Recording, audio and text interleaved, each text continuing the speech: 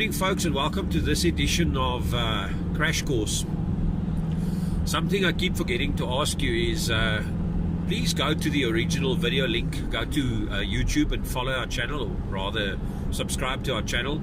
Head on down to the bottom and also just hit a like there and maybe click the little star. It will allow you to be able to follow the videos as they come out, because the idea is that we share them as they happen.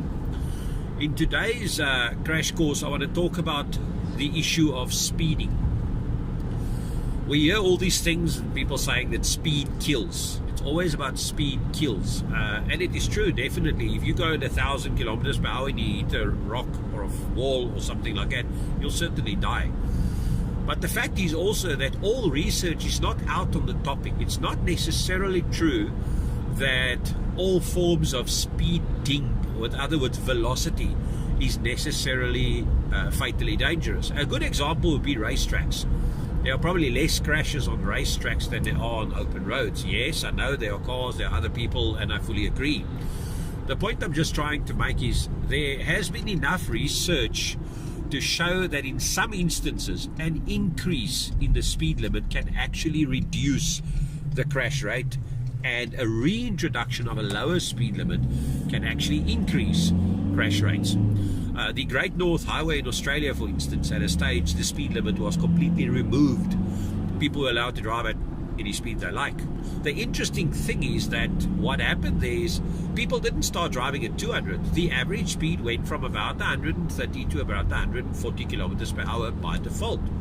Yes, I know South Africans are belligerent. We'll drive at 200 because we can.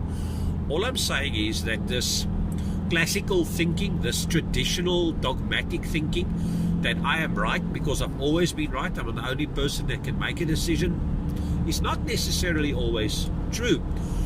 In Sweden, for instance, they had a particular highway that goes over a mountain, a kind of a mountain pass, where the crash rate was unacceptable. Now, since it's Sweden, maybe it was 2 every 10 years, I don't know. But the fact is, they felt the need to improve the situation. So they went and they widened the road, they put up more warnings, they put up better barriers, they put up better lighting, etc. And the scary thing is that the crash rate actually increased. The reason why, according to researchers, is a concept called risk homeostasis. People use the road and they tend to measure the risk of their activities based on how likely they feel they are going to be in trouble. So if the road is narrow, poorly lit and not well maintained, people get a little bit scared. When the road is wide, beautiful and clearly lit and they can see far, speed feels slow. It feels like you're driving and standing still almost when driving at 120, so people tend to increase their speeds in accordance. So what is typically used is a so-called 80th percentile. The way it works is you do research on a particular stretch of road. You measure the speed of cars on average, and you take the speed that 80% of people are driving at, not are supposed to be driving at, are driving at, as some kind of guide. Because if 80% of people can drive there at that speed, survive and not die, then certainly the 20% must be doing something wrong when they do. It's a different thing when 80% are driving at a particular speed and they're all involved in crashes. Then certainly speed is an issue.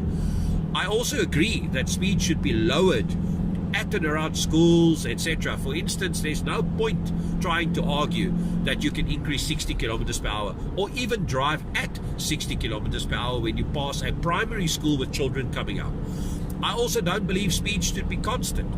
Speed limits at night, in my opinion, should be lower than speed limits in day, because it is also known that the amount of time and space that your headlights allow you to respond to, especially with oncoming traffic, is far too small for you to be traveling at 120 kilometers per hour at night. So the fact is that I believe that speed limits should be considered in greater detail, and it shouldn't just be about going slower. It should be about being intelligent, it should be about research, it should be about risk homeostasis and a full understanding of the environment. Add to that modern and advanced cars, and you know what I'm saying.